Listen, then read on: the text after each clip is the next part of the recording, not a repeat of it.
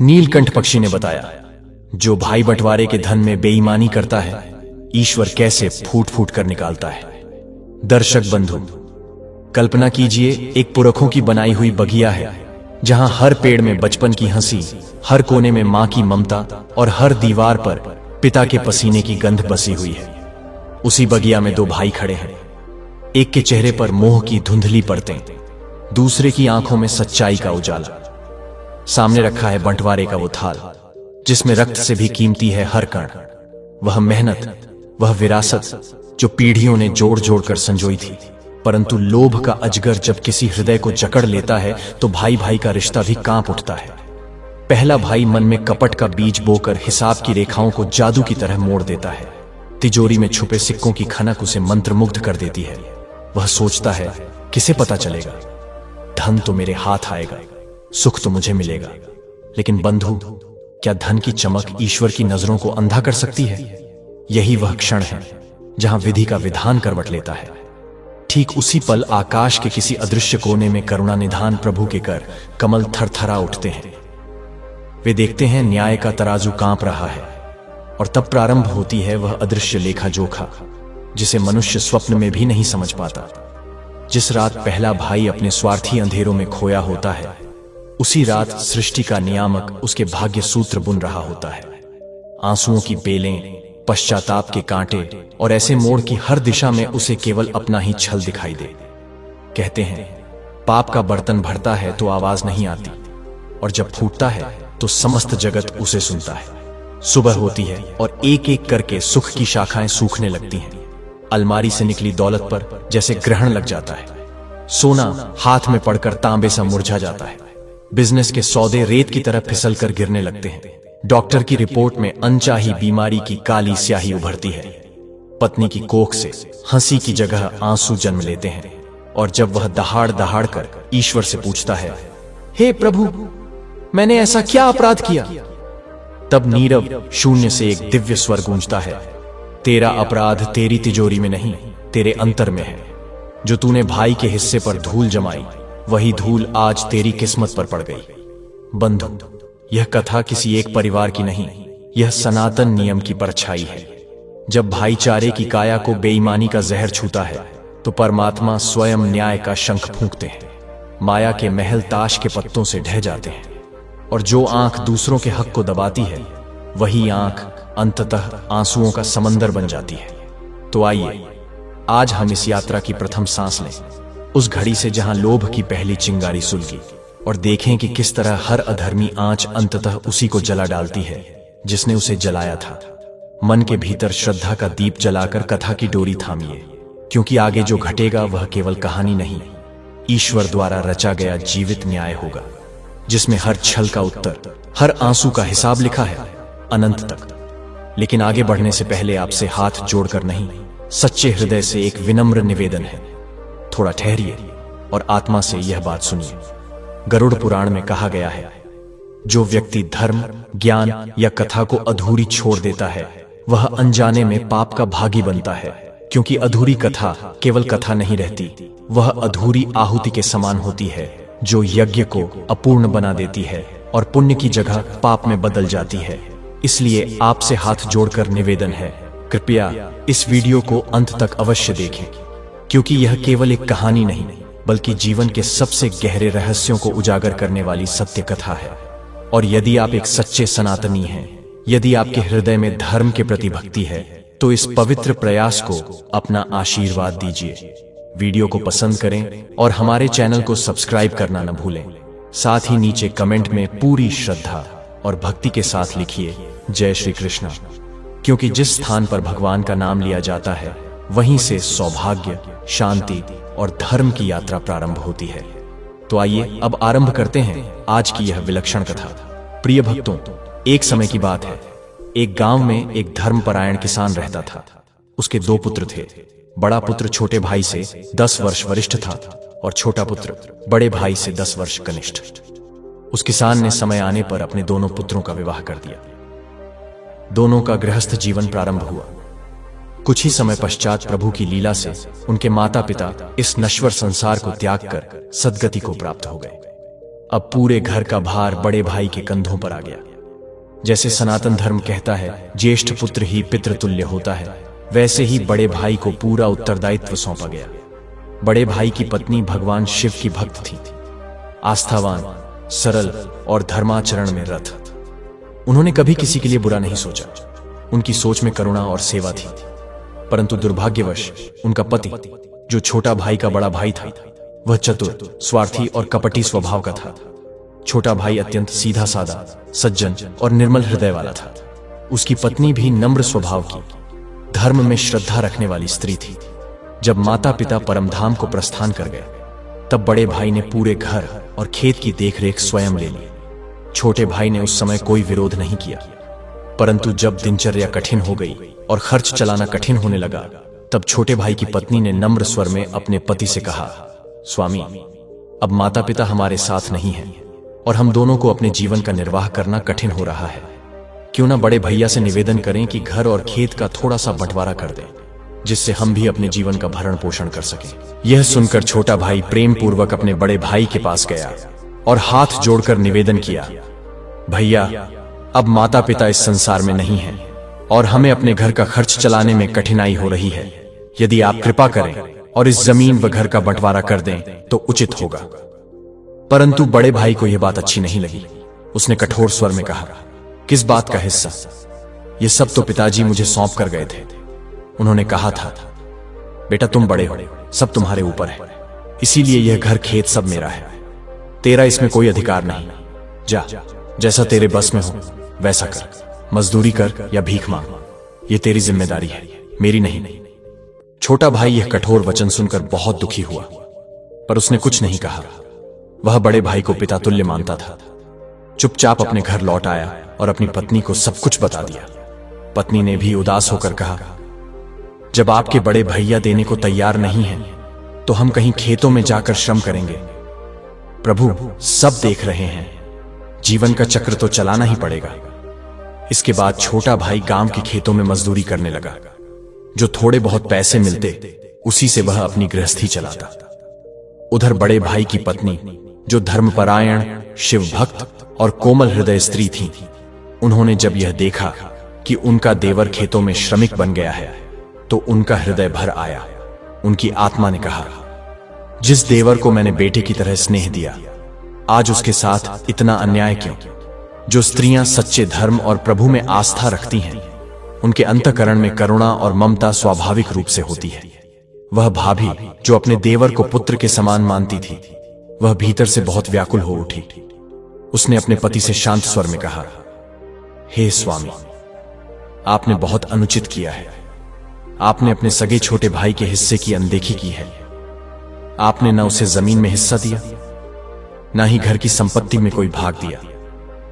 सब कुछ आप अकेले ही अपने अधिकार में रखना चाहते हैं। हे स्वामी, सोचिए, क्या यही धर्म है? क्या यही भ्रातृत्व है? भाई तो भाई का सहारा होता है। जब एक भाई दुख में होता है तो दूसरा भाई उसके कंधे पर हाथ रखता है। एक भाई गिरता है तो दूसरा उसे उठाता है। पर आप तो अपने भाई के दुख से भी मुख मोड़ चुके हैं। आप तो उसका हिस्सा भी छीन लेना चाहते हैं। क्या आप नहीं जानते यह अन्याय का मार्ग है? हे स्वामी, आपको अपने भाई का हक चुकाना ही पड़ेगा। आपने जो किया है वह न्याय के विरुद्ध है। भाई के हिस्से का हरण करना, उसे वंचित करना, यह कभी भी जीवन में शांति नहीं लाता। जो अपने भाई का अधिकार छीनता है, उसकी संतान और स्वयं वह व्यक्ति जीवन भर संताप उठाता है। इसलिए मैं आपसे विनती करती हूँ, कृपया अपने भाई को उसका हक दे दीजिए। यह सुनते ही वह पुरुष, जो अब तक अपने अहंकार में डूबा हुआ था, क्रोध से भर गया। उसने अपनी पत्नी को तीव्र वाणी में उत्तर दिया, तू पूजा पाठ करने वाली है ना? बस वही कर। यह प्रवचन और यह ज्ञान तू अपने पास रख। हमें उपदेश देने की आवश्यकता नहीं है। यह सब सत्संग की बातें हमें मत सिखा। तू जो ये भगवान की बातें करती है वह अपने तक ही रख, हमें न समझा। उसकी पत्नी मौन हो गई। उसकी आंखें भर आईं, पर उसने कोई उत्तर नहीं दिया। वह अपने मन का दुहक प्रभु शिव के चरणों में रख आई। उधर छोटा भाई, जो रोज गांव के खेतों में जाकर मजदूरी करता और जो कुछ शाम को पैसे मिलते उसी से अपने घर का गुजारा करता, अब सोच में पड़ गया था। एक दिन मन में विचार आया, क्यों ना मैं अपने बड़े भैया के खेतों में ही काम कर लूं, भैया का काम भी हो जाएगा और मुझे भी कुछ मजदूरी मिल जाएगी। वैसे भी वह खेत में अकेले काम करते हैं और मैं दूसरे खेतों में श्रम करता हूँ। इससे अच्छा तो यही होगा कि मैं अपने भाई के ही खेत में काम करूं। उन्हें आराम मिलेगी और मैं भी अपने घर की जीविका चला सकूंगा। फिर वह अपनी धर्मपत्नी के पास गया और सब बात बताई। पत्नी ने भी सहर्ष सहमति दी। हाँ स्वामी, इसमें कोई बुराई नहीं। जब आप अपने बड़े भैया के खेतों में काम करोगे तो उन्हें भी संतोष होगा और हमें भी सहारा मिल जाएगा। प्रभु सब देख रहे हैं। दूसरे दिन का सूरज उगा। छोटे भाई ने प्रभु का स्मरण किया और बड़े भाई के घर की ओर चला। वहां उसकी भाभी भी उपस्थित थी। वह हाथ जोड़कर विनम्रता से बोला, भैया, यदि आपकी कृपा हो तो क्या मैं आपके खेतों में काम कर सकता हूं? आप तो खेतों में अकेले ही परिश्रम करते हैं। मैं चाहता हूं कि आपके साथ रहूं। वैसे भी मैं गांव के खेतों में मजदूरी करता हूं, तो क्यों ना वही मेहनत आपके खेत में करूं। मुझे बस काम चाहिए। मजदूरी आप जैसे दूसरों को देते हैं वैसे ही मुझे भी दे दीजिए, और चाहे तो कुछ कम भी दे दीजिए, पर मुझे अपने खेत में काम करने दीजिए। भक्तों, बड़े भाई ने मन में सोचा, यह तो बहुत बढ़िया बात कह रहा है। इससे मेरा काम भी हो जाएगा और मैं जो पैसा दूसरे मजदूरों को देता हूं उससे कम इसको दे दूंगा और यह ज्यादा भी काम करेगा। सोचिए, कितना नीच विचार था उसका। उसका अपना भाई और वह उसके श्रम का भी सौदा कर रहा था। छोटा भाई अब अपने बड़े भाई के खेत में काम करने लगा। जहां दूसरों के खेत में वह 8 घंटे काम करता था, अपने भाई के खेत में 12 घंटे मेहनत करने लगा। कोई शिकायत नहीं, कोई सवाल नहीं। उसका मन एकदम निर्मल था। ना कोई द्वेष, ना कोई लालच। वह तो सेवा भाव से प्रभु को साक्षी मानकर श्रम कर रहा था। पर बड़ा भाई, उसका हृदय कठोर था। जो मजदूरों को 100 रुपये देता था, वही वह अपने सगे भाई को केवल 60 रुपये देकर चलता कर देता। लेकिन छोटा भाई फिर भी मुस्कुराते हुए वह मजदूरी लेता और ईश्वर का नाम लेकर अपने घर चला जाता। उधर भाभी, जो शिव भक्त और धर्मनिष्ठा में दृढ़ थी, जब उन्होंने यह दृश्य देखा तो उनकी आंखें भर आईं। उन्होंने फिर एक बार अपने स्वामी से कहा, हे स्वामी, आप बहुत अन्याय कर रहे हैं। पहले आपने अपने भाई का हिस्सा हड़प लिया, अब वह अपनी मेहनत से जीवन जीना चाहता है, आपके खेतों में काम कर रहा है और आप उसकी पूरी मजदूरी भी नहीं दे रहे। क्या यह उचित है? वह आपको बड़ा भाई मानकर सेवा कर रहा है और आप उसके साथ ऐसा व्यवहार। जो व्यक्ति अपने भाई के हक को दबाता है, जो उसके श्रम का भी मूल्य नहीं देता, वह कभी सुखी नहीं रह सकता। एक दिन आपको यह सब लौटाना पड़ेगा। आप बैल बनेंगे और उसी भाई के खेत में जोत लगाएंगे। यह कोई श्राप नहीं, यह ईश्वर की व्यवस्था है जिसका नियम कोई टाल नहीं सकता। अभी भी समय है, सुधर जाइए। अपने भाई से न्याय कीजिए, उसका हक दीजिए। कम से कम जो वह मेहनत करता है उसकी पूरी मजदूरी तो दीजिए। वह जहां 8 घंटे काम करता था, आपके लिए 12 घंटे मेहनत करता है, ताकि आपके खेत का काम समय पर हो जाए, और फिर भी आप उसे अपमानित कर रहे हैं। हे स्वामी, मुझे समझ नहीं आता, आप जैसे भाई के हृदय में दया क्यों नहीं जागती? क्या पत्थर बन चुका है आपका मन? यह कैसा व्यवहार है अपने ही खून के साथ? मैं तो भयभीत हूं कि इस पाप का परिणाम क्या होगा। भक्तों, जब उस धर्मनिष्ठा से भरी पत्नी ने एक बार फिर अपने पति को समझाया, प्रेम पूर्वक समझाने का प्रयास किया, तो भी उस कठोर हृदय, नीच स्वभाव वाले व्यक्ति की बुद्धि पर कोई असर न हुआ। वह क्रोध में भरकर अपनी पत्नी को डांटते हुए बोला, अरे ओ शिव भक्त की संतान, तू अपनी यह पूजा पाठ की बातें और भक्ति के उपदेश अपने पास ही रख। हमें धर्म का पाठ मत पढ़ा। तू कहती है कि बैल बनकर बदला चुकाना पड़ेगा। अरे ऐसा कुछ नहीं होता। मैं जो कर रहा हूं वही ठीक है। तू ज्यादा समझाने की कोशिश मत कर, नहीं तो तुझ पर ऐसा व्यवहार करूंगा जिसे तू जीवन भर भूल नहीं पाएगी। भक्तों, वह स्त्री खानदानी थी, सहनशील थी, धर्म में विश्वास रखने वाली थी। उसने भीतर ही भीतर सोचा, यदि मैं ज्यादा कहूंगी तो कहीं मेरे स्वामी मुझे घर से निकाल न दे। फिर मैं कहां जाऊंगी, किसके पास? उसने अपनी आंखों में उमड़ आए आंसुओं को चुपचाप पोंछ लिया और प्रभु को मन ही मन पुकार कर मौन हो गई। वह हर पीड़ा को सहकर भी अपने धर्म में अडिग रही। इधर जैसा कि कहा गया है, भगवान के घर देर हो सकती है लेकिन अंधेर नहीं होता। ईश्वर हर कर्म को देखता है। जो पाप कर्म करता है उसे ईश्वर बार बार अवसर देता है, पर जब सीमा पार हो जाती है तब न्याय होता है। ऐसा ही हुआ। कुछ समय बाद उस बड़े भाई की मृत्यु हो गई। जैसे ही यह समाचार आया, छोटा भाई फूट फूट कर रोने लगा। भैया भैया पुकारता रहा, आंखों से अश्रुधारा बहती रही। उसने विलाप करते हुए कहा, भैया आप हमें बीच रास्ते में छोड़कर चले गए। मैंने आपसे कोई हिस्सा नहीं मांगा था, मैं तो आपको देखकर ही जी रहा था। हे प्रभु, यह आपने क्या किया? छोटा भाई भरत जैसा धर्मात्मा था। उसने भाभी को संभाला, उन्हें धैर्य बंधाया और कहा, भाभी अब भैया तो वापस नहीं आ सकते, लेकिन मैं आपकी पूरी सेवा करूंगा। आपको कभी भाई की कमी का एहसास नहीं होने दूंगा। आप तो हमारी मां समान हैं। फिर उसने भैया का अंतिम संस्कार किया और पूरे विधि विधान से उनका श्राद्ध कर्म संपन्न किया।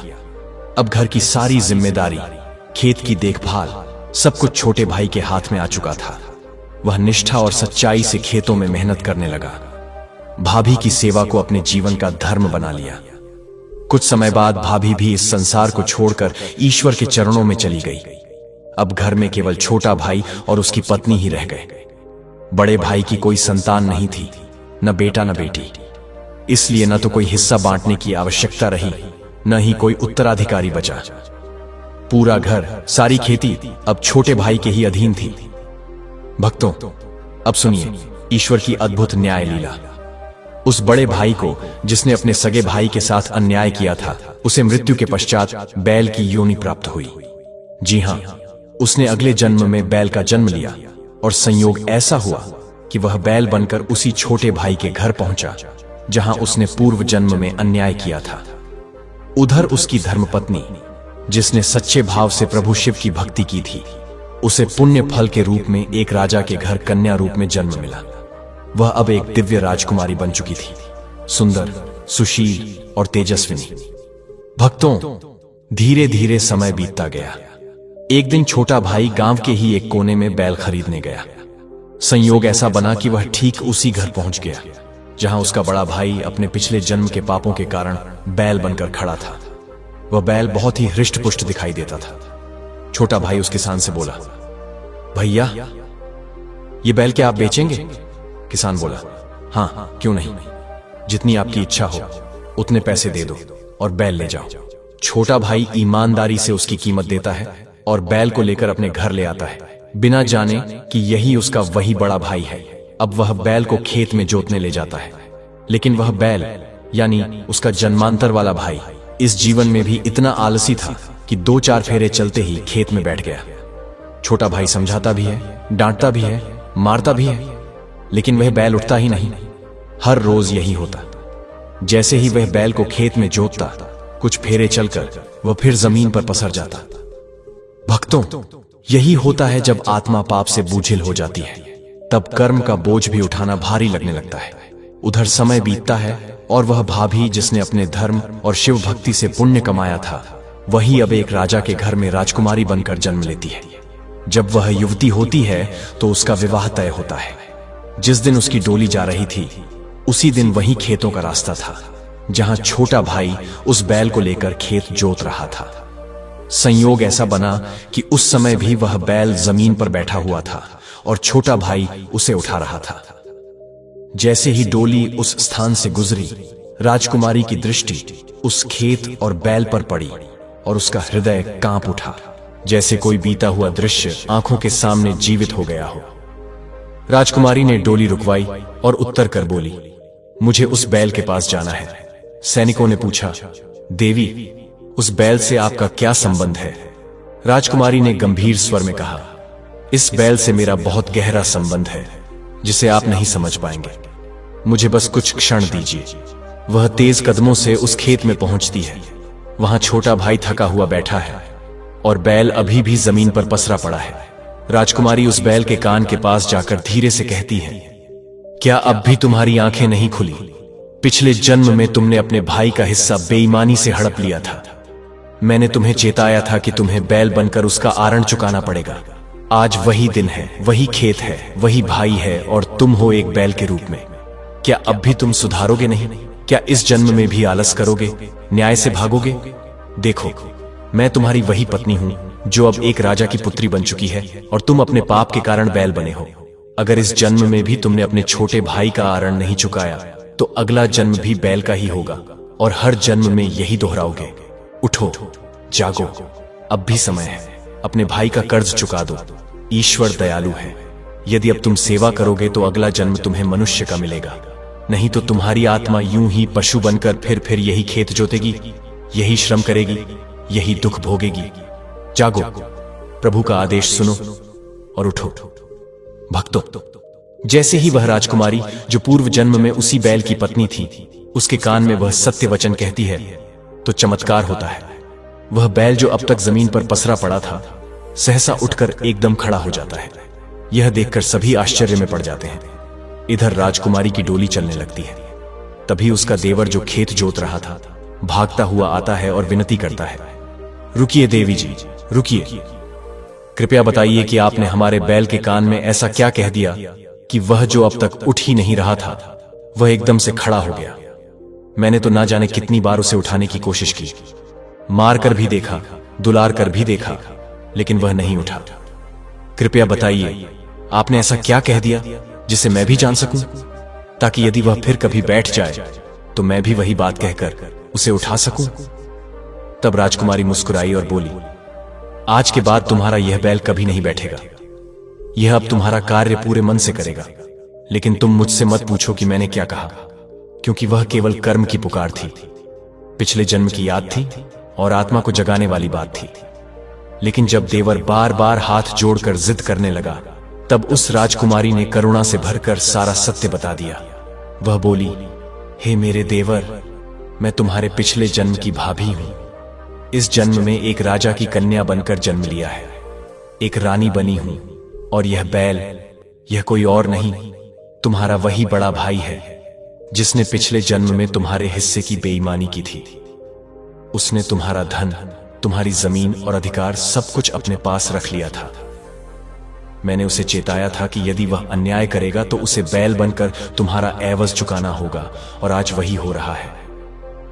वह बैल बनकर तुम्हारे खेत में आया है ताकि पिछले जन्म का कर्ज चुका सके। यह सुनकर छोटे भाई की आंखों में आंसू आ गए।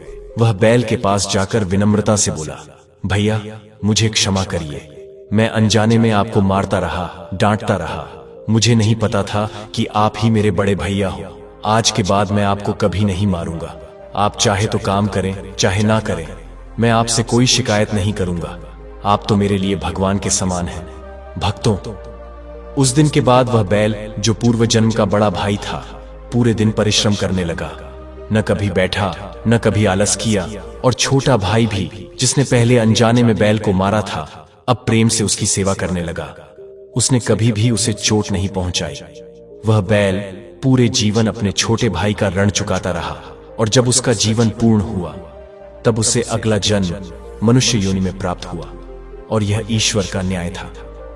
प्रिय श्रोताओं, यह कोई साधारण कथा नहीं, यह दो भाइयों की वह अमर गाथा है जो हमें यह शिक्षा देती है कि जो भाई अपने भाई की बेईमानी करता है, उसका अधिकार छीनता है, उसे उसका प्रतिफल चुकाना ही पड़ता है। यह ईश्वर का नियम है जिसे कोई टाल नहीं सकता। एक भाई ने जब अन्याय किया तो उसे पशु योनि मिली, और वही भाई बैल बनकर अपना पाप धोता रहा। दूसरी ओर जो भक्ति, करुणा और धर्म में अडिग रही, वह एक राजकुमारी बनी। यही है कर्म का फल, यही है सनातन धर्म का नियम। दर्शक बंधु, अभी यह कथा यहीं खत्म नहीं होती। अभी हम यह भी जानेंगे कि जो भाई बंटवारे के धन में बेईमानी करता है, ईश्वर कैसे फूट फूट कर निकालता है। प्रिय दर्शक बंधु, इस धार्मिक सत्य को समझने के लिए हमें एक छोटा सा प्रसंग समझना होगा। तो चलिए, आपका कीमती समय नष्ट न करते हुए उस दिव्य प्रसंग को आरंभ करते हैं। प्राचीन समय की बात है। एक छोटा सा गांव था, कंचनपुर। वहां एक निर्धन पर श्रद्धावान व्यक्ति रहता था। उसका नाम था सुखिया। वह रोज श्रम करके, पसीना बहाकर किसी तरह 2 वक्त की रोटी जुटाता था। उसके पास अपनी एक छोटी सी झोपड़ी के अलावा कुछ भी न था। गांव के बाकी लोग भी ज्यादातर अभाव में जीवन जीते थे। चारों ओर जंगल ही जंगल था। उपजाऊ जमीन बहुत कम थी। गांव में रोजगार का कोई स्थायी साधन नहीं था। सबसे पास का बाजार बेलापुर, वह भी 20 कोस दूर था। जो लोग परिश्रमी थे, वह दूध, लकड़ी और उपले बाजार ले जाकर बेचते और उसी से अपने परिवार का खर्च चलाते। लेकिन सुखिया के पास ऐसा कुछ नहीं था। वह तो रोज प्रभु का नाम लेकर पास के गांव मनोहरपुर जाकर एक जमींदार के खेत में मजदूरी करता था। अब वह जमींदार कोई साधारण व्यक्ति नहीं, बल्कि बड़ा ही कपटी और स्वार्थी था। दिन भर काम करवाता पर मजदूरी आधी ही देता। जो उसके खास लोग होते उन्हें पूरी मजदूरी मिलती, लेकिन दूसरे गांव के भोले भाले लोगों से ज्यादा मेहनत कराता और पैसे कम देता। सुखिया को भी अपनी रोटी कमानी थी, जिंदा रहना था, तो वह यह अन्याय भी चुपचाप सहता रहा। जमींदार कुछ मजदूरों को अपने पास बांध भी लेता था, उन्हें 2 वक्त रूखा सूखा भोजन और साल में 1-2 पुराने कपड़े दे देता, मगर बदले में दिन रात उनसे काम करवाता। अब सुखिया की ईमानदारी देखकर जमींदार की निगाह उसी पर टिक गई थी। वह चाहता था सुखिया भी उसके जाल में फंस जाए। जमींदार के पास कुछ स्त्रियां भी थीं जो बाहर से देखने में मजदूर लगती थीं, लेकिन वे उसकी चालबाज योजनाओं की मोहरे थीं। वह भोले मजदूरों को शादी के सपने दिखाती, घर देने की बात करती, विशेषकर जो अविवाहित होते उन्हें वह लुभाता था। कई लोग उसकी बातों में फंस जाते, किसी एक औरत को पसंद करने लगते। फिर जब विवाह की घड़ी आती, वह औरत इनकार कर देती। तब जमींदार कहता, मैंने तो तेरे लिए घर भी बनवाया, शादी की तैयारी भी की, अब इसका खर्च तो निकाल, काम कर जीवन भर के लिए। इस तरह एक सामान्य मजदूर बंधुआ बन जाता, न घर मिलता न पत्नी, बस आजीवन गुलामी। अब जमींदार ने यही जाल सुखिया के लिए भी बुनना शुरू कर दिया। वह कहने लगा, अरे सुखिया, अब कितने दिन ऐसे दुख और अकेलेपन में जिएगा? मैं तेरी शादी करवा दूंगा, तुझे घर भी दूंगा और मजदूरी भी दूना कर दूंगा। तू रोज आधा सिर मजदूरी पाता है, फिर खुद से कूट पीस कर खाना बनाता है और फिर सुबह सुबह काम पर निकल पड़ता है। ऐसे भागते दौड़ते जीवन में तो खुशी कहां से आएगी? मेरे अनुसार चलो तो रोज तुझे भरपेट अन्न मिलेगा, रहने को घर मिलेगा और पत्नी के साथ जीवन बिताने का सुख मिलेगा। तब तू अपने सारे दुहक भूल जाएगा। अब सुखिया भी लोभ में आ गया, उसका मन डगमगा गया। उसने जमींदार से विनम्र होकर कहा, मालिक, मैं तो एक गरीब इंसान हूं, आप बड़े हैं, आप जो उचित समझें वही कर दीजिए। तब जमींदार ने खेत में काम कर रही अपनी विशेष कृपा पात्र एक स्त्री को बुलाया। उसका नाम था मुटुरी। जमींदार ने कहा, मुटुरी, तू अपने घर में अकेली रहती है, यह अच्छा नहीं है। अब विवाह कर ले, घर बसा ले। सुखिया भी विवाह के लिए तैयार है। मैं तुम दोनों को गौशाला के पास वाला घर दे दूंगा, वहां जाकर तुम दोनों आनंद पूर्वक रहो। मुटुरी ने सिर झुकाकर कहा, मालिक, आपकी जो इच्छा हो वही मेरे लिए धर्म है। अब मेरा तो कोई है नहीं, आप ही सब कुछ हो। आप कभी कोई गलत निर्णय थोड़े ही करोगे। और फिर सुखिया मेहनती आदमी है, मेहनती लोगों से मुझे अपनापन लगता है। यह सुनकर जमींदार बोला, बस बात पक्की हो गई, तुम दोनों एक दूसरे को पसंद करने लगे हो, यही सबसे बड़ी बात है। कल अपने बगीचे वाले मंदिर में तुम दोनों का विवाह करवा दूंगा, पूरी तैयारी के साथ आना। परंतु मुटुरी को सब पता था। वह जानती थी कि कल का विवाह नहीं, बल्कि सुखिया को गुलाम बनाने की एक चाल है। पर न जाने क्यों उसका हृदय सुखिया की भोलापन देखकर पसीज गया। वह पाप की भागी नहीं बनना चाहती थी, तो एकांत देखकर बोली, सुखिया, बाजरे के खेत के पीछे चलो, मुझे तुमसे कुछ जरूरी बात करनी है। अभी जमींदार यहां नहीं है और बाकी मजदूर भोजन को चले गए हैं, तुम चुपचाप वहां आ जाना। जब दोनों बाजरे के खेत के पीछे पहुंचे तो सुखिया के मन में तरह तरह के ख्याल आने लगे कि शायद मुटुरी मुझे पसंद करने लगी है, विवाह से पहले ही वह मुझे अपनाना चाहती है। पर मुटुरी ने जैसे ही बात शुरू की तो पूरा भाव बदल गया। उसने कहा, देखो सुखिया, तुम जमींदार के जाल में फंस चुके हो। वह कभी किसी का विवाह नहीं कराता, बल्कि उसे अपने जीवन का गुलाम बना लेता है। मैं तो बस एक मोहरा हूं, मुझे यह काम मिला है कि भोले लोगों को फंसाऊं। इसके बदले में मुझे पैसे मिलते हैं। अब तक 50 से ज्यादा लोग इस जाल में फंसकर बंधुआ बन चुके हैं। अब तुम्हारी बारी है, लेकिन मैं तुम्हें बचाना चाहती हूं, क्योंकि तुम भले हो, मेहनती हो और सच्चे लोगों को धोखा देना मुझे पाप लगता है। तुम कल मत आना, अपने गांव लौट जाना, कोई और काम देख लेना। अगर प्रभु ने चाहा तो मैं खुद एक दिन तुम्हारे घर विवाह के लिए आ जाऊंगी। मैं भी अब ईमानदारी से जीना चाहती हूं। यह सब छल कपट अब सहन नहीं होता, लेकिन एक बार जाल में गर्दन फंस गई है तो फिर सोचने की शक्ति भी चली जाती है। तुम मेरी बात का ध्यान रखना, अब मैं जा रही हूं। सुखिया के मन में जैसे कोई बिजली सी कौंध गई। वह भीतर से डर गया। हे भगवान, यह कैसा छल था? भला हो मुठुरी का, जो समय रहते सच बता दिया। शाम होते होते सुखिया अपने घर के लिए निकल गया। रास्ते में जमींदार मिला। उसने कहा, कल समय से आ जाना, तेरे लिए वस्त्र और अन्य जरूरी सामान मंगवा दूंगा। सुखिया ने भी उसी भाव में सिर झुकाया और कहा, हां मालिक, कल भोर में ही आ जाऊंगा और भोजन भी अब यहीं करूंगा। जब आप मेरे विवाह की व्यवस्था कर रहे हैं, घर दे रहे हैं, तो भोज का प्रबंध भी जरूर होगा। यह सुनकर जमींदार ने थोड़ा मुस्कुराते हुए कहा, नहीं नहीं सुखिया, यहां कोई भोज का प्रबंध नहीं होगा। तू अपने गांव से किसी को मत बुलाना, अकेले ही आना। मैं तुझे अपने घर पर ही भोजन करवा दूंगा। सुखिया ने सिर झुकाकर कहा, ठीक है मालिक, जैसे आप कहो मैं वैसे ही करूंगा। जमींदार ने वही बात मुठुरी से भी कही, तू भी समय से आ जाना। अगर तुझे विवाह के लिए कुछ खर्च चाहिए तो अभी ले जा। मुठुरी ने विनम्रता से कहा, नहीं मालिक, आप बाद में दे देना। आप कोई भागने थोड़े जा रहे हो, मुझे आप पर पूरा विश्वास है। इसके बाद मुठुरी अपने गांव किस्मतपुर लौट गई। वह गांव जंगल के किनारे बसा था, जहां मुठुरी अपनी बूढ़ी मां के साथ रहती थी। वह मनोहरपुर में जमींदार मंगल के यहां काम करती थी। शुरुआत में तो मजदूरी के लिए आई थी, पर ज्यादा पैसे का लालच देकर जमींदार उसे छल कपट में उलझाने लगा था। जमींदार ने वादा किया था, तू मेरी मदद कर, मैं तेरा विवाह अच्छे आदमी से करा दूंगा। इस भरोसे में मुठुरी उसकी योजनाओं में साथ देने लगी। पर एक दिन वह जमींदार को मुनीम जी से बात करते सुन बैठी। जमींदार बोल रहा था, अब मुठुरी कहां जाएगी? एक दिन खुद आकर कहेगी, मालिक मुझे अपने पास रख लो। अभी तो जवान है, किसी की नहीं सुनती, लेकिन जब उम्र ढलेगी तो मुझे जैसा बूढ़ा भी पसंद आ जाएगा। यह सुनकर मुठुरी के दिल को गहरी चोट पहुंची। उसे समझ आ गया, जमींदार की नजरों में उसके लिए सम्मान नहीं बल्कि स्वार्थ है। अब मुठुरी सोचने लगी, मुझे इस जाल से निकल जाना चाहिए। मैं तो बस एक मोहरा बनकर रह गई हूं। उसे अब सुखिया बहुत भला लगने लगा था, क्योंकि वह शांति से रहता, कभी किसी से उलझता नहीं और मेहनत से जो मिलता उसी में संतोष करता। मुठुरी ने कई बार सुखिया से बात करने की सोची, पर जब भी विवाह की बात आती वह शर्मा जाती। मगर अब जब जमींदार का असली रूप सामने आया तो उसे सुखिया को सच बताने की प्रेरणा हुई। अगले दिन जमींदार सुबह से इंतजार करता रहा, लेकिन सुखिया नहीं आया। और सच तो यह था कि उसे आना ही नहीं था, क्योंकि जमींदार ने उसे धोखे से बुलाया था। इधर समय बीतता गया, मुठुरी भी नहीं आई तो जमींदार बेचैन हो उठा। उसका पूरा षड्यंत्र अब असफल होता दिख रहा था।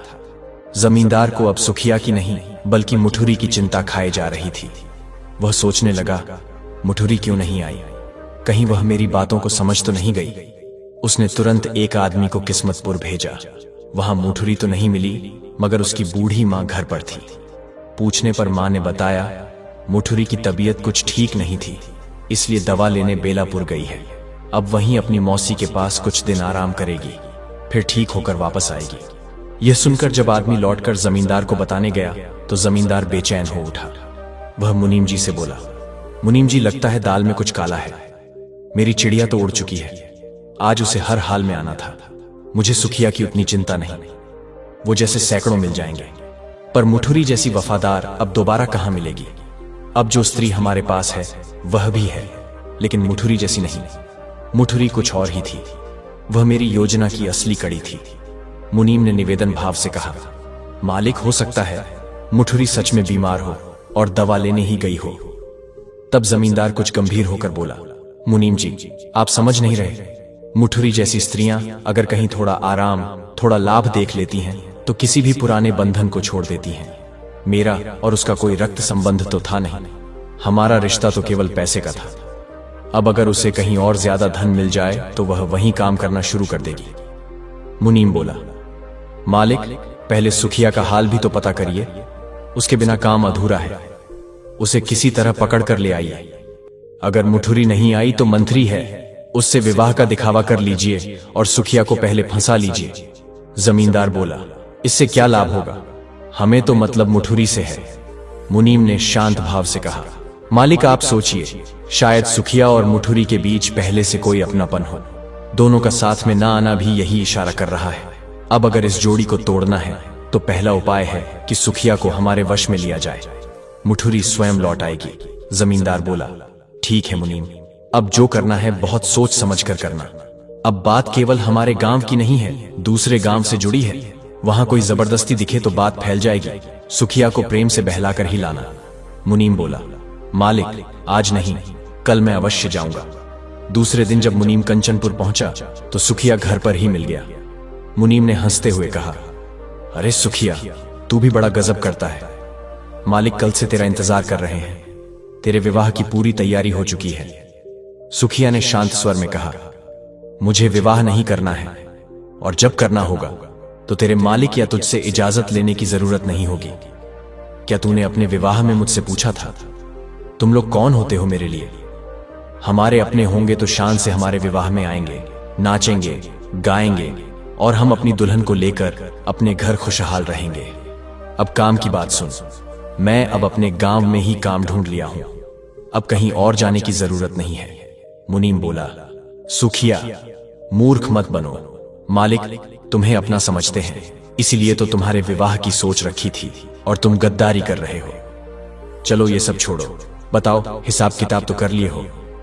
सुखिया बोला, किस बात का हिसाब? मैं रोज काम करता था, मुझे रोज अनाज मिलता था, हिसाब तो रोज हो जाता था। मुनीम बोला, तू हमेशा ऐसा ही भोला रहेगा।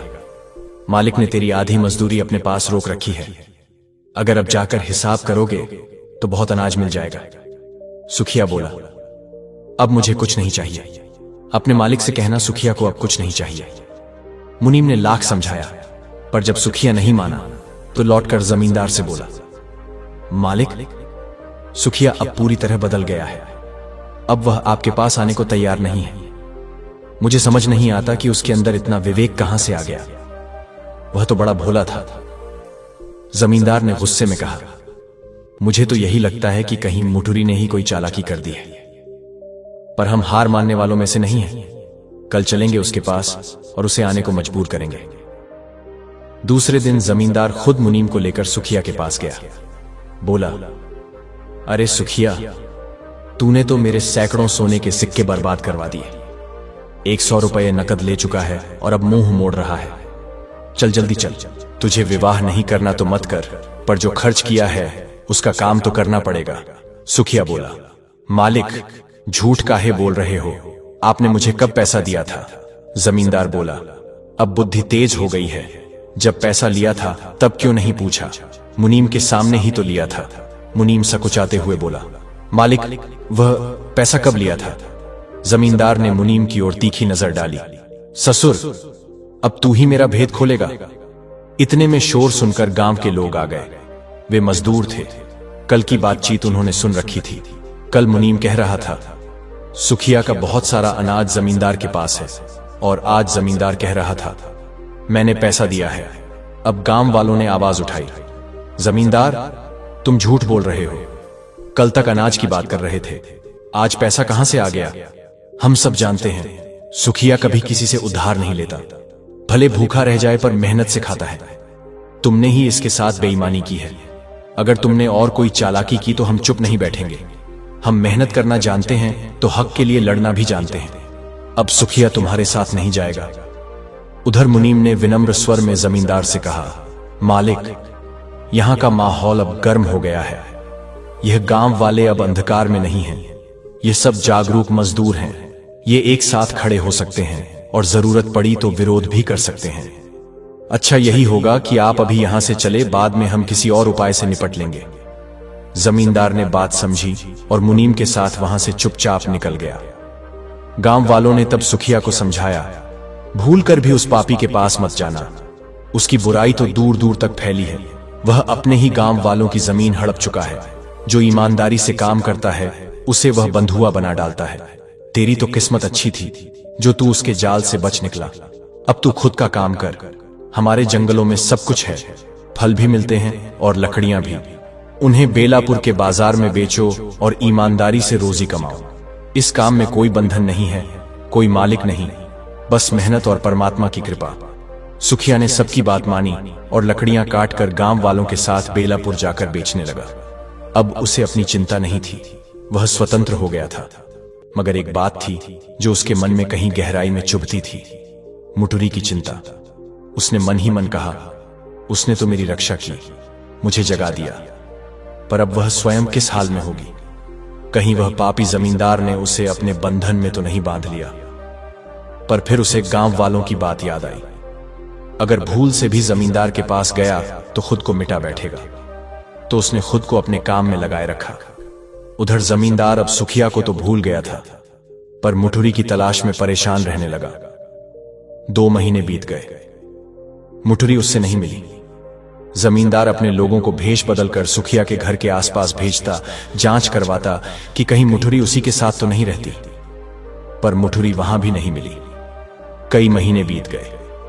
फिर एक दिन अचानक मुठुरी स्वयं सुखिया के द्वार पर आ गई। उसकी आंखों में डर था, पर स्वर में विश्वास। वह बोली, मैं अब जल्दी ही विवाह करना चाहती हूं। जमींदार अब मेरे पीछे किसी पिशाच की तरह पड़ा हुआ है। मैंने किसी तरह बच निकलने का उपाय किया, पर अब वह अपने 12 लठैतों को मेरे पीछे लगा चुका है। अब मेरे लिए कोई सुरक्षित स्थान नहीं बचा। मैं चाहती हूं कि मैं कुछ समय के लिए तुम्हारे घर में गुप्त रूप से रहूं। हमारा विवाह भी बस हम दोनों के बीच का रहस्य रहे। सुखिया ने शांत भाव से उत्तर दिया, जो तू कह रही है वैसा ही होगा, सब गोपनीय रहेगा। वैसे भी मेरे घर कोई स्त्री नहीं आती, मैं अकेला रहता हूं। अब किसी अन्य की स्त्री मेरे घर आए तो लोग बातें बनाएंगे, लेकिन जब तक विवाह का प्रचार नहीं होगा तब तक कोई कुछ नहीं कहेगा। मेरा घर गांव के बाहर है, एकांत में है, इसलिए यह बात छिपी रहेगी। इस प्रकार सुखिया और मुठुरी का विवाह हो गया। दोनों एक साथ रहने लगे। 3 वर्ष कैसे बीत गए, किसी को कोई खबर नहीं हुई। गांव के लोगों को पता तक नहीं चला कि सुखिया के घर में कोई स्त्री भी है और वह विवाह कर चुका है। मगर एक दिन जब सुखिया की पत्नी ने जुड़वा बच्चों को जन्म दिया तो यह बात अब छिपी न रह सकी। गांव वालों को जैसे विश्वास ही नहीं हुआ। अरे, यह सुखिया इतना शांत रहने वाला, इतना भोला भाला, इतना बड़ा काम चुपचाप कर गया। उन्हें पहली बार पता चला सुखिया केवल मजदूर नहीं, अब एक परिवार का स्वामी भी बन चुका है। अब सुखिया भी अपने जीवन की सच्चाई को छुपाना नहीं चाहता था। उसे अब किसी से भय नहीं था। जमींदार अब केवल नाम का रह गया था और मुठुरी अब 2 बच्चों की मां बन चुकी थी। अब कोई कारण नहीं था छिपने का। धीरे धीरे यह बात गांव में फैल गई और गांव से निकलकर दूर दराज तक जा पहुंची। वहीं उड़ती हुई बात जमींदार के कानों तक भी पहुंच गई कि मुठुरी जो कभी उसके अधीन मानी जाती थी, अब सुखिया के घर में रह रही है और 2 संतान की मां बन गई है। जमींदार का क्रोध भड़क उठा। उसने अपने गुर्गों को आज्ञा दी, सुखिया को किसी भी हालत में मार डालो और मुठुरी को भी छोड़ना नहीं है। तब मुनीम हाथ जोड़कर बोला, मालिक, यह उचित नहीं होगा। कंचनपुर के लोग अब जागरूक हैं और एकजुट होकर विरोध कर सकते हैं। वे राज दरबार तक बात ले जा सकते हैं। आप सम्मानित व्यक्ति हैं, इसमें उलझना ठीक नहीं। यदि कुछ करना ही है तो ऐसा करो कि किसी को कुछ पता ना चले। कोई दुर्घटना जैसी योजना बनाओ। जमींदार ने यह बात मान तो ली, पर भीतर ही भीतर उसका क्रोध ज्वाला बनकर जलता रहा। उसे लगता था कि मुठुरी उसकी धरोहर थी, जिसे सुखिया ने उससे छीन लिया। पर वह नहीं समझ पाया कि मुठुरी ने कोई छल नहीं किया था। उसने केवल अपनी इज्जत और जीवन की रक्षा की थी। समय बीतता गया। 10 वर्ष यूं ही निकल गए। अब पुरानी बातें धुंधली पड़ चुकी थीं। सुखिया और मुठुरी अब निडर होकर बेलापुर बाजार साथ जाते थे और ईमानदारी से अपना जीवन व्यतीत करते थे। एक दिन जब वे दोनों बाजार से लौट रहे थे तो सामने से जमींदार अपने लठैतों के साथ आता दिखा। संयोग ऐसा हुआ कि आमना सामना हो गया। जमींदार का पुराना क्रोध फिर से जाग उठा। उसने बिना कुछ बोले सुखिया पर हमला करवा दिया। उसे बुरी तरह पीट कर एक झाड़ी में फेंक दिया। फिर बोला, अब इस स्त्री को भी समाप्त कर दो। लेकिन मुठुरी ने अपनी बुद्धिमत्ता का परिचय दिया। वह फोल्डेड हाथों से बोली, मालिक कृपा कीजिए, मेरी कोई गलती नहीं है। मुझे जबरन ले जाया गया था। मैंने बहुत कष्ट सहा है। जब तक मेरे 2 बच्चे नहीं हो गए तब तक मैं चाहकर भी कुछ नहीं कर सकी। मैं तो आज भी आपके लिए तड़पती रही। जमींदार जो अब अकेला था क्योंकि उसकी पत्नी अब नहीं रही, इन वचनों में सांत्वना ढूंढने लगा। उसने मुठुरी की बातों पर भरोसा कर लिया। अब वह उसे अपनी हवेली ले गया और अपने शयन कक्ष में रख लिया। सोचने लगा, अब जीवन का बाकी समय इसे साथ रखकर बिताऊंगा। लेकिन मुठुरी, जिसने अपने प्रिय पति की हत्या अपनी आंखों से देखी थी, भीतर ही भीतर जल रही थी, पर चेहरा शांत रखा। उसने मन में ठान लिया, अब उस अधर्मी को दंड देना ही धर्म है। उसने पहले ही जमींदार के घर में एक हंसिया छुपा कर रख लिया था। जिस दिन जमींदार ने उसे पास बुलाया, उस दिन मुठुरी ने वही हंसिया उठाया और उसके पेट में वार कर अपने पति की हत्या का बदला ले लिया। अब जमींदार इस लोक से विदा हो चुका था, परंतु उसकी मृत्यु की सच्चाई जानी उसके एक पुराने सेवक ने, जिसे यह पता चल गया था कि जमींदार की दुष्कामनाएं ही उसके अंत का कारण बनी। मुठुरी ने अपने पति के वध का प्रतिशोध लेते हुए उसकी देह से प्राण छीन लिए थे। सेवक ने यह बात जाकर मुनीम को बताई। मुनीम ने लठैतों को बताया। मुठुरी जमींदार की हवेली से निकलने ही वाली थी कि लठैतों ने उसे पकड़ लिया और निर्दयता से पीट पीट कर उसकी देह से जीवन छीन लिया। जमींदार के कोई पुत्र नहीं थे, सिर्फ 2 कन्याएं थीं, एक 8 वर्ष की, दूसरी 10 की, जो नगर में अपनी दादी के साथ रहती थीं। उधर कंचनपुर के एक सज्जन ने सुखिया की पीड़ा अपनी आंखों से देखी थी, कैसे उसे पीटकर फेंका गया और उसकी पत्नी को जबरन ले जाया गया। उसने यह समाचार गांव में थजादाज हो गया।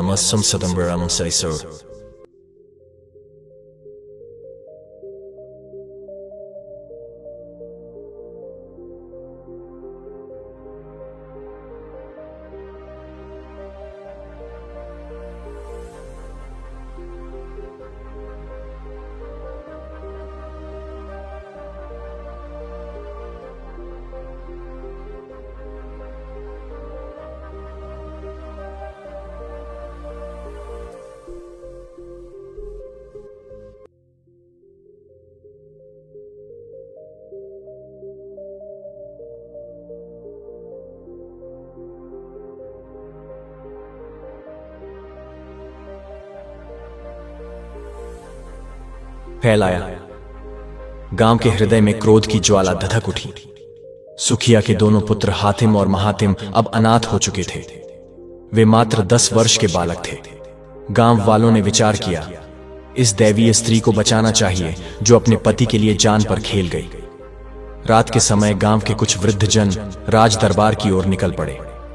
उधर राज्य में नया राजा बना था। राजा निरंजन एक न्यायप्रिय और धर्मनिष्ठ शासक। जब उसे यह बात बताई गई कि एक स्त्री को उठा लिया गया, उसके पति को मार डाला गया, तो वह क्रोध से भर उठा। वह स्वयं अपनी सेना के साथ मनोहरपुर जा पहुंचा। वहां का दृश्य देखकर राजा भी विचलित हो गया।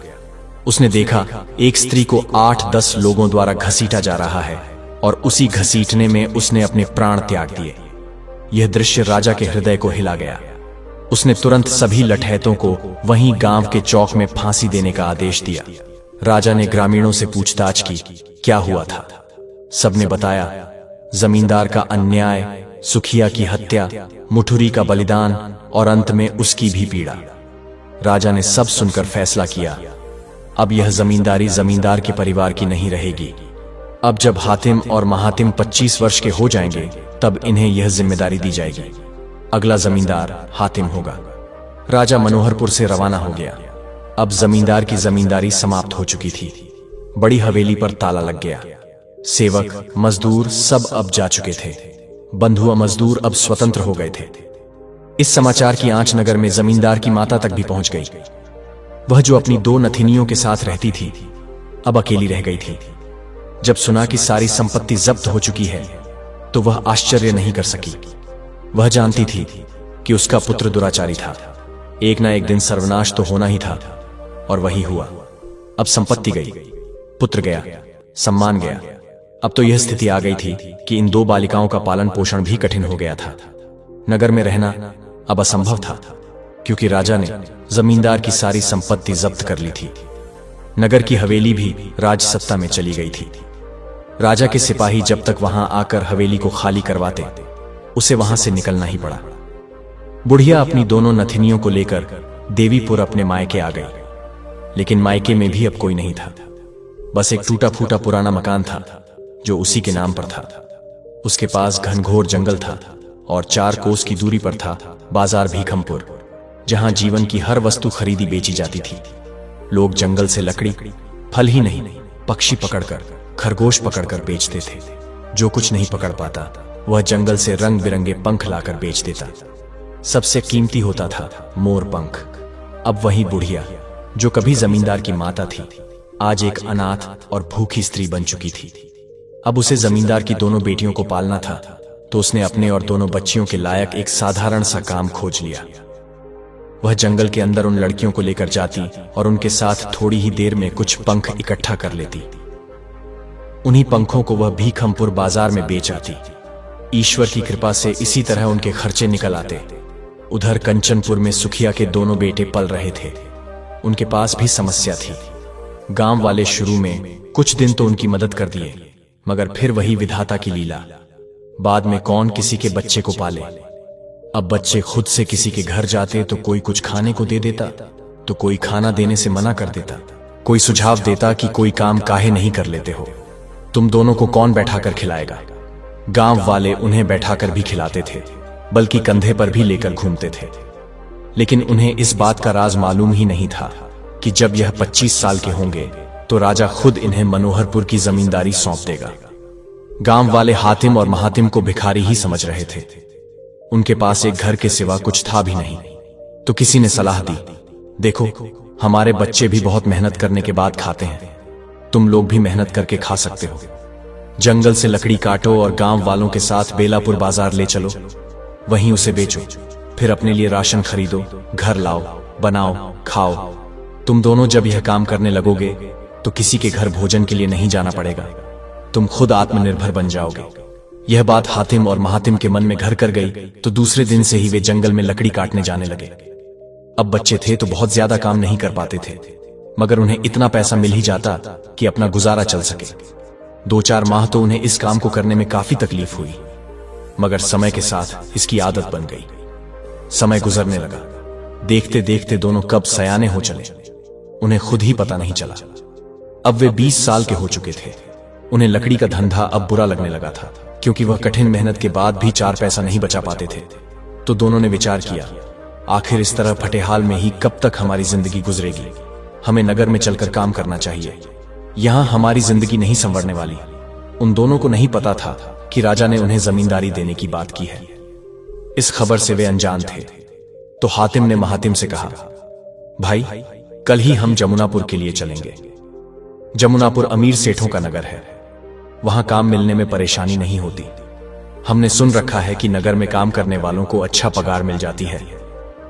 महातिम ने भी बड़े भाई का विरोध नहीं किया, बल्कि वह तैयार हो गया और बोला, हम कल ही जमुनापुर के लिए चलेंगे। दोनों भाई दूसरे दिन जमुनापुर के लिए निकल गए। 3 दिन के सफर के बाद दोनों जमुनापुर पहुंच गए। दोनों भाई कभी दूर दराज गांव में भी नहीं गए थे। उन्हें सीधे जमुनापुर जाना पड़ा, जो उस जमाने का बड़ा नगर था। दोनों भाई जब ऊंची ऊंची मकान देखे तो घबरा गए। राजा का महल देखा, जो दूर से दिखाई पड़ रहा था। उन दोनों ने सुन रखा था कि कोई आदमी राजा के महल को नहीं देखता, देखना हो तो चोरी छुपे देखते हैं। हातिम बोला, भाई गनीमत है कि हमें राजा के महल को देखते हुए किसी ने नहीं देखा, वरना पैसे लग जाते, मार पड़ती सो अलग। महातिम बोला, हम जिस काम से आए हैं उससे मतलब रखें, इधर उधर झांकने में क्या रखा है। चलो हम किसी सेठ को खोजते हैं। दोनों दिन भर नगर में इधर उधर भटकते रहे, मगर दोनों की हिम्मत ही नहीं हुई कि किसी से कोई काम मांगे।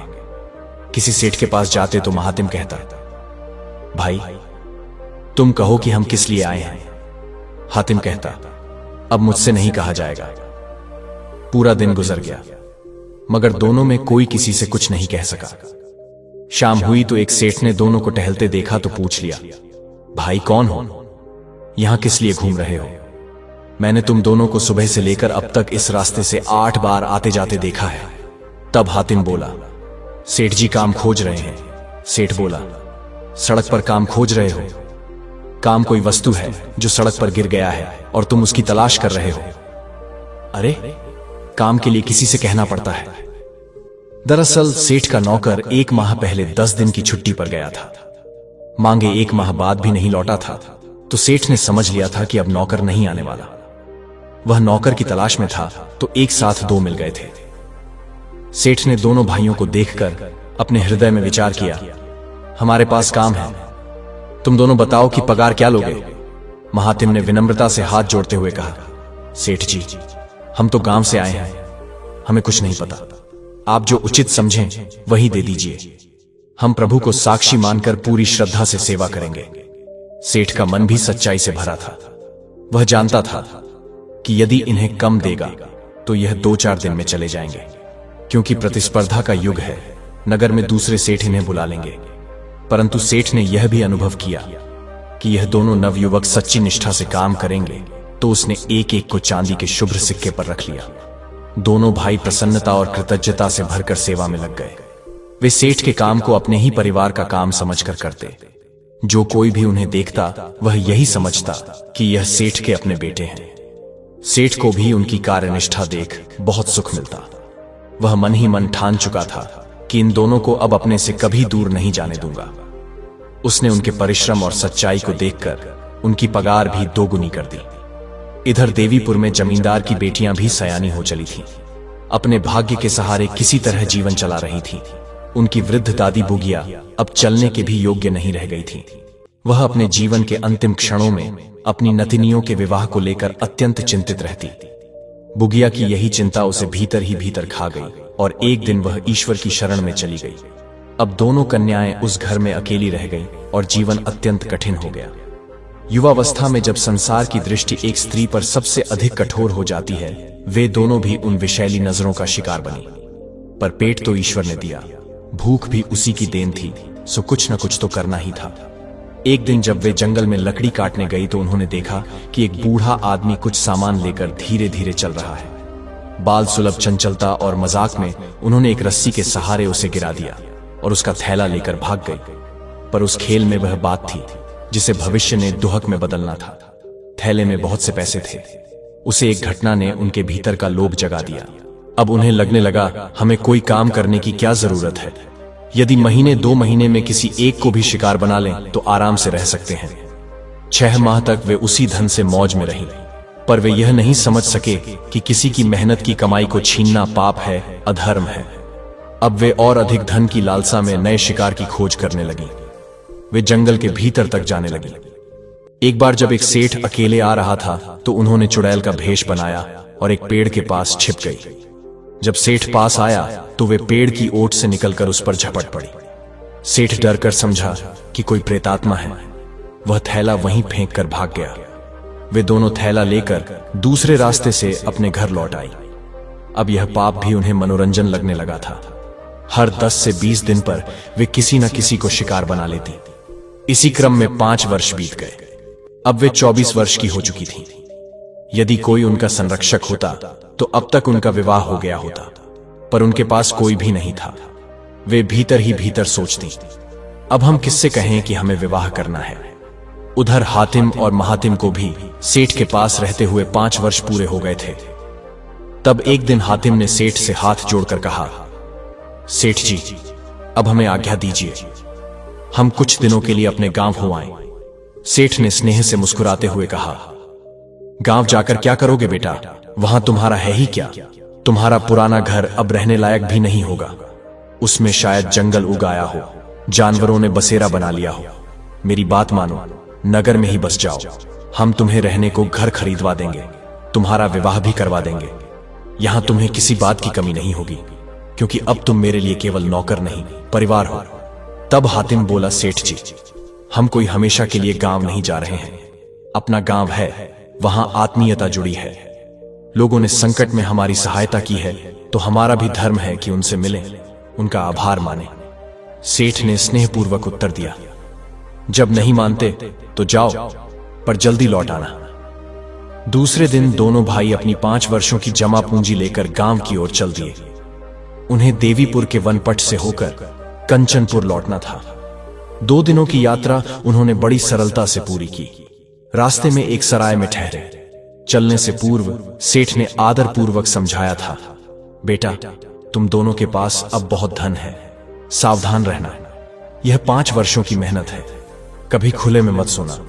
रास्ते के किनारे बने अच्छे सराय में ही ठहरना। कभी किसी गांव या किनारे वाले सराय में मत जाना, वहां अक्सर लुटेरे छिपे होते हैं। जंगल की यात्रा दिन के उजाले में करना, क्योंकि जंगल में 2 तरह के जीव रहते हैं, एक जो खून पीते हैं दूसरे जो धन छीनने के लिए जान तक ले लेते हैं। और एक बात, किसी भी स्त्री से बातचीत मत करना। रास्ते में बहुत सी ठगिनियां और चरित्रहीन स्त्रियां मिलेंगी, उनसे बचकर रहना। दोनों भाई सेठ के बताए अनुसार पूरी सावधानी से चल रहे थे। रास्ते में उन्हें कई स्त्रियां मिली, पर उन्होंने उधर देखा तक नहीं। रात्रि में वे केवल मुख्य रास्ते पर बने सराय में ही रुके। अब तीसरे दिन उन्हें अपने गांव पहुंचना था। मन उल्लास से भरा हुआ था। अब वे देवीपुर के जंगल में प्रवेश कर चुके थे। चलते चलते उन्हें दूर से दो अत्यंत सुंदर स्त्रियां दिखीं जो उनका पीछा कर रही थीं। हातिम ने चिंतित स्वर में कहा, भाई महातिम, अपना कदम तेज करो, लगता है हमारे पीछे कोई स्त्रियां लग गई हैं। सेठ जी ने समझाया था कि स्त्रियों से सावधान रहना। महातिम ने सहजता से कहा, अब तो हम गांव के पास ही हैं। यहां की स्त्रियां चोर बदमाश नहीं होती, डरने की कोई बात नहीं। हातिम ने गंभीर होकर कहा, स्त्री चाहे कहीं की भी हो, ध्यान रखना चाहिए। समय और स्थान नहीं देखते यह विपत्तियां। स्त्रियां तेजी से पीछे आ रही थीं। तभी उनमें से एक ने हंसते हुए पुकारा, अरे मुसाफिरों, क्यों भागे जा रहे हो? हम कोई चोरनी नहीं है, हमें भी उधर जाना था। सोचा साथ साथ चलें, पर तुम दोनों को देखकर तो लगता है डर के मारे जान ही निकली जा रही है। अरे हम स्त्रियां हैं, डरना तो हमें चाहिए, पर अब तो लगता है तुम दोनों पुरुष नहीं। लो, हमारी साड़ी चूड़ियां पहन लो और अपने कपड़े हमें दे दो। उनके व्यंग्य से भरे शब्दों को सुनकर हातिम ने हाथ जोड़कर कहा, देवी जी, आप लोग गलत समझ रही हैं। हम इसलिए तेज चल रहे हैं कि सूर्यास्त से पहले अपने घर पहुंच जाएं, वरना जंगल में रात हो जाएगी। आप दोनों को कहां जाना है? एक स्त्री बोली, आगे गांव में बहन के विवाह में जाना है। दूसरी ने भी वही बात दोहराई। अब हातिम उनकी सुंदरता और बातों से मोहित हो गया। वह बोला, देवी जी, जब आप दोनों बहनें विवाह योग्य हैं तो हम दोनों भाई भी अभी तक अविवाहित हैं। यदि आप हमें स्वीकार करती हैं तो हमारे साथ चलिए, हम आपसे विवाह करेंगे। दोनों स्त्रियां हंसते हुए बोली, हमें साथ चलने में कोई आपत्ति नहीं, पर हम तभी आपके घर कदम रखेंगी जब आप पहले हमसे विवाह कर लें। हातिम बोला, हमें भी कोई शौक नहीं कि अविवाहित स्त्री को घर लाएं। अगर आना है तो विवाह पूर्व ही आओ। तभी महातिम ने कठोर स्वर में टोका, हातिम भाई, क्या तुम पगला गए हो? स्त्रियों से हमें क्या काम? विवाह करना हो तो घर से इज्जत के साथ कर लेना। रास्ते में चलते चलते विवाह नहीं होता। क्या तुम्हें सेठ जी की बात याद नहीं? एक स्त्री बोली, अच्छा, तो तुम दूसरे के दिमाग से चलते हो, अपना विवेक नहीं रखते। हमें भी ऐसा वर नहीं चाहिए जिसमें अपना सोच ना हो। बिना विवेक वाले तो अपनी पत्नी तक से हार जाते हैं। और सुनो, अगर तुम दोनों हमसे विवाह कर भी लेते तो कोई उपकार नहीं करते। 2 रोटी और 2 वस्त्र देकर जिंदगी भर की सेवा मांगते हो क्या? नौकरानी बनाकर रखोगे? हातिम ने हाथ जोड़कर विनम्रता से कहा, नहीं देवियों, आप हमें गलत समझ रही हैं। हम स्त्री को कभी नौकरानी नहीं मानते। वह तो घर की लक्ष्मी होती है, मालकिन होती है। आप दोनों रुष्ट न हो, हम आपको अपने घर लाकर ससम्मान अपनी अर्धांगिनी बनाकर रखेंगे। जब बात में सम्मान झलकता है तो ईश्वर भी मार्ग प्रशस्त करते हैं। दोनों स्त्रियां साथ चलने को तैयार हो गईं। हातिम ने बड़ी बहन से विवाह कर लिया, महातिम ने छोटी बहन से। दोनों अब एक ही घर में अपने पत्नियों के साथ रहने लगे। वह स्त्रियां भी आचरण से बिल्कुल साध्वी बनी रहीं। कोई कह नहीं सकता था कि वे ठगिनियां थीं, परंतु उनके भीतर एक तूफान चल रहा था। कब अवसर मिले और हम यह घर खाली कर दें। 1 माह बीत गया। तब हातिम ने कहा, भाई, अब हमें नगर लौट चलना चाहिए। सेठ जी हमारा इंतजार कर रहे होंगे। महातिम ने उत्तर दिया, कल के बाद चलेंगे। इस बार हमारे साथ हमारी पत्नी भी होंगी, तो उनके लिए भी नगर में घर का प्रबंध करना होगा। परंतु उस रात वह दोनों स्त्रियां कुछ और ही सोच रही थीं। उन्होंने सोचा, इनसे हमें अब क्या मतलब? जितना भोगना था भोग लिया, अब इनका धन लेकर चल देना है, क्योंकि अब तक वे अपने सारे पैसे उन्हीं भाइयों को दे चुकी थी। अब अलग से कुछ लेने का प्रश्न ही नहीं था।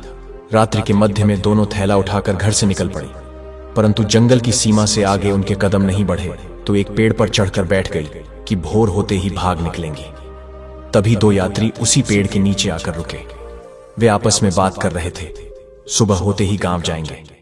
किसी से पूछकर हातिम महातिम के घर पहुंचेंगे। भाग्यशाली हैं दोनों ससुरे। राजा ने उन्हें मनोहरपुर की जमींदारी सौंप दी है। यह सुनकर पेड़ पर बैठी स्त्रियां कांप उठी। क्या? मनोहरपुर की जमींदारी? यानी हमारे वही पति अब हमारी जमीन के स्वामी, जिनके पिता को हमारे पिता ने मारा था और बदले में जिनकी मां ने हमारे पिता को मार डाला था। वो स्त्रियां कांप गईं, पर अब विवेक जाग चुका था। उन्होंने मन ही मन कहा, हम कितनी बड़ी भूल करने जा रही थीं। हम भूल गई थीं कि हम अब विवाहिता हैं और स्त्री एक बार विवाह कर ले तो वह जन्म जन्मांतर तक उसी की होती है। हम सोने की खान छोड़कर मुट्ठी भर कोयले के पीछे भाग रही थीं। भोर की बेला में वे चुपचाप पेड़ से उतरी और घर लौट आईं। दोनों पति समझे कि स्त्रियां किसी आवश्यक कार्य से गई थीं। उन्होंने कुछ नहीं पूछा। स्त्रियों ने भीतर आते ही अपने ही गाल पर स्वयं छांटे मारे। देव कृपा से बच गई, गलती नहीं पकड़ी गई। उधर उन्हीं क्षणों में दो व्यक्ति हातिम के पास आए। उन्होंने कागज और हवेली की चाबी थमाते हुए कहा, राजा साहब ने आप दोनों को मनोहरपुर की जमींदारी सौंप दी है। हातिम महातिम एक दूसरे को देख बोले, देखा कितनी बड़ी कृपा हुई है हम पर। देवियों के साथ मिलकर हमें यह सौभाग्य मिला है। पर असली रहस्य तो उन स्त्रियों के मन में था, जो अब सच्चे पश्चाताप के साथ अपने पतियों के साथ मनोहरपुर की हवेली चली गई। उसी हवेली में जहां वे बचपन में खेला करती थीं, आज उसी जगह उन्होंने प्रण किया। अब अपने पतियों को कभी गलत राह पर नहीं जाने देंगे। अब यही हमारा घर है, यही हमारा धर्म है। अब वे अपने पतियों के साथ पूर्ण संतोष और समर्पण से जीवन जी रही थीं। दर्शक बंधु, अब हम जानेंगे कि जो भाई बंटवारे के धन में बेईमानी करता है, ईश्वर कैसे फूट फूट कर निकालता है। दर्शक बंधु, जो भाई अपने सगे भाई के हिस्से का धन भी हड़प जाए और बेईमानी को चतुराई समझे, वह समझ ले कि वह किसी इंसान को नहीं, स्वयं ईश्वर को ठगने चला है। पिता की मृत्यु के बाद जब संपत्ति का बंटवारा होता है, तब वही क्षण होता है जब इंसान की नीयत की असली परीक्षा होती है। कुछ लोग वहां इंसानियत दिखाते हैं और कुछ लोग अपने ही खून को काट डालते हैं, सिर्फ कुछ सिक्कों के लिए, कुछ जमीन के टुकड़ों के लिए। शुरू में लगता है जैसे जिसने बेईमानी की उसी ने दुनिया जीत ली। उसे अच्छा घर मिल जाता है, ज्यादा खेत मिल जाते हैं, जेवर और नकदी भी उसके हिस्से में चली जाती है और वह सोचता है कि ईश्वर ने भी शायद उसे ही आशीर्वाद दे दिया है। लेकिन वह भूल जाता है कि जो धन आंसुओं को रौंद कर लिया गया हो, जो हिस्सा किसी की श्रद्धा और विश्वास को तोड़ कर लिया गया हो, उसमें कभी लक्ष्मी निवास नहीं करती। जो भाई यह सोचकर बेईमानी करता है कि सामने वाला सीधा है, कमजोर है, जवाब नहीं देगा, वह खुद को ही धोखा दे रहा होता है। क्योंकि सीधे सच्चे इंसान के पीछे खड़ा होता है उसका धर्म, उसका तप, उसका आत्मबल, और सबसे ऊपर खड़े होते हैं स्वयं ईश्वर। सच्चाई कुछ समय के लिए हारती है, लेकिन जब जीतती है तो दुनिया देखती रह जाती है। ऐसा ही होता है जब वह बेईमान भाई हर चीज हासिल कर लेने के बाद भी शांति नहीं पा पाता। उसके घर में कलह शुरू हो जाती है। जो जमीन उसने बेईमानी से पाई थी, उसमें कभी फसल नहीं उगती। नकदी बिना कारण खत्म होती चली जाती है। बच्चे उसकी बात नहीं मानते और पत्नी ताने देती है, और धीरे धीरे वही भाई टूटने लगता है, बाहर से भी और भीतर से भी। फिर आता है वह दिन जब लोग पीठ पीछे कहने लगते हैं, यह उसी का फल है, इसने अपने भाई के हिस्से का धन खा लिया था। उधर जो भाई पीड़ित होता है वह मेहनत करता है, ईश्वर उसके श्रम को देखता है, उसके धैर्य को परखता है, और एक दिन उसे इतना दे देता है कि वह सबको चौंका देता है। उसकी फसल लहलहाती है, उसके बच्चे संस्कारवान बनते हैं और उसके घर में संतोष का दीपक जलता है। बंटवारे में अगर बेईमानी की गई हो तो समझो वह धन विष के समान होता है, जो धीरे धीरे अपने मालिक को अंदर से नष्ट कर देता है। ईश्वर का न्याय मौन होता है, परंतु अचूक होता है। एक दिन वह बेईमान भाई रोता है फूट फूट कर, पर तब तक बहुत देर हो चुकी होती है। इसलिए जो भाई अपने ही भाई के हिस्से का धन हड़पता है, उसे समझना चाहिए वह केवल रिश्ता नहीं तोड़ता, वह अपनी किस्मत भी काटता है। क्योंकि जब भाई के हक में बेईमानी होती है तो उसका जवाब कोई इंसान नहीं देता, वह तो खुद ईश्वर देते हैं। और जब ईश्वर जवाब देते हैं तब इंसान की सांसें तक उसे बोझ लगने लगती हैं। और अंत में भाइयों और बहनों, इस कथा से यही सीख मिलती है कि जिसने भी अपनों के हक को छीनकर तिजोरी भरी हो, वह समझ ले कि उसकी तिजोरी एक दिन उसकी ही बर्बादी का कारण बनेगी। धन से भरे हाथ भले खाली न दिखे, लेकिन जब उसमें किसी की आह लगी हो तो वह हाथ ऊपर उठते नहीं। और जब ऊपर वाले का न्याय उतरता है तो फिर कोई रिश्ता, कोई बहाना, कोई दलील काम नहीं आती। इसीलिए अगर आपके जीवन में ऐसा कोई निर्णय हो जहां रिश्तों और लालच के बीच एक राह चुननी हो, तो हमेशा रिश्तों को चुनिए, क्योंकि पैसा लौट सकता है पर टूटा हुआ विश्वास और खोया हुआ भाई कभी नहीं लौटता। यदि आप ऐसी ही गूंजदार, सच्ची और जीवन को झकझोर देने वाली कहानियां सुनना चाहते हैं तो अभी सब्सक्राइब कीजिए हमारे चैनल को, जहां हम आपके लिए लाते हैं सत्य, संवेदना और सनातन मूल्यों से जुड़ी ऐसी कथाएं जो सिर्फ कानों को नहीं, आत्मा को भी छू जाती है। लाइक कीजिए, शेयर कीजिए और कमेंट में जरूर बताइए, क्या आपने भी कभी जीवन में किसी बंटवारे का दर्द झेला है। जय श्री राम।